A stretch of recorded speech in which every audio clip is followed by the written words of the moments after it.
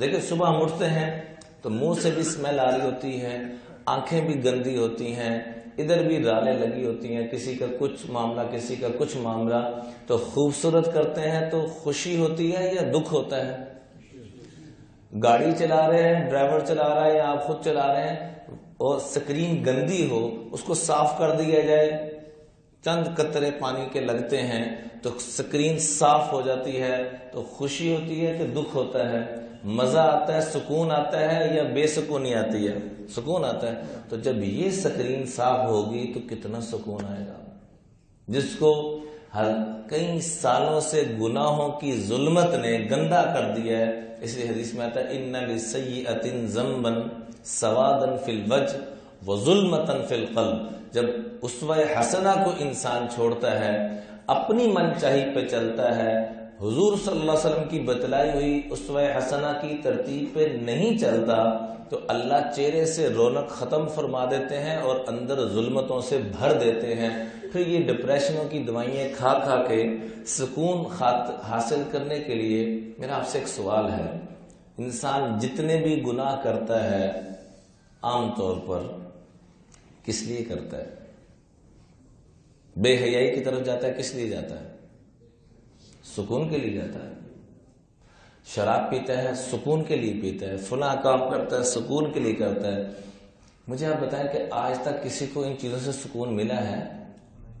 میں اللہ کی قسم اٹھا کے کہہ سکتا ہوں، جن کو اس لیول پر اس نگاہ سے دیکھا جاتا تھا ان سے بھی اللہ نے ملاقاتیں کروائی، اللہ نے ان کو توبہ بھی کروائی، ٹھیک ہے، لیکن حقیقت جانیے کہ ان کے پاس بھی سکون نہیں، تو میرے آپ کے پاس کہاں سے آ جائے گا؟ اللہ نے اس چیز کے اندر سکون رکھا ہی نہیں ہے، ہم تلاش کر رہے ہیں۔ اللہ نے سکون کس میں رکھا ہے؟ لَقَدْ كَانَ لَكُمْ فِي رَسُولِ اللَّهِ أُسْوَةٌ حَسَنَةٌ۔ حضور صلی اللہ علیہ وسلم کی غلامی کے اندر ان کے اسوہ حسنہ جو مبارک ضابطۂ حیات جو آپ نے پیش فرمایا ہے، اگر اندر کو حسین کرنا ہے، دیکھیے جیسے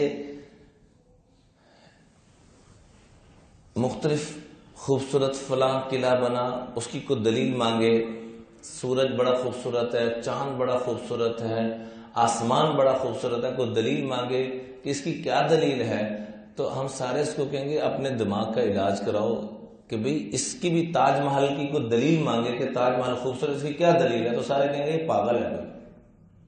ایسے ہی حضور صلی اللہ علیہ وسلم خود بھی خوبصورت، احسن منک لم تر قط عین واجمل منک لم تلد النساء، خلقت مبرئا من كل عیب کانک قد خلقت کما تشاء۔ حسان بن ثابت فرماتے ہیں کہ آپ جیسا حسن والا اسوۃ حسنہ بھی اور ظاہری طور پر بھی آپ جیسا حسن والا میں نہیں، کائنات کی کسی آنکھ نے بھی نہیں دیکھا۔ وَأَجْمَلَ مِنْكَ لَمْ تَلِدِ النِّسَاءُ، دیکھے تو تب کوئی کہ کسی کے گھر میں ایسا چاند امڑ کے آئے، وَأَجْمَلَ مِنْكَ لَمْ تَلِدِ النِّسَاءُ، ایسا خوبصورت پیدا ہی نہیں ہوا۔ خُلِقْتَ مُبَرَّأً مِنْ كُلِّ عَيْبٍ، اللہ نے آپ کو ہر عیب سے پاک اور ہر عیب سے محفوظ رکھا، كَأَنَّكَ قَدْ خُلِقْتَ كَمَا تَشَاءُ، گویا کہ رب نے آپ کو ایسے بنایا جیسے آپ نے خود چاہا۔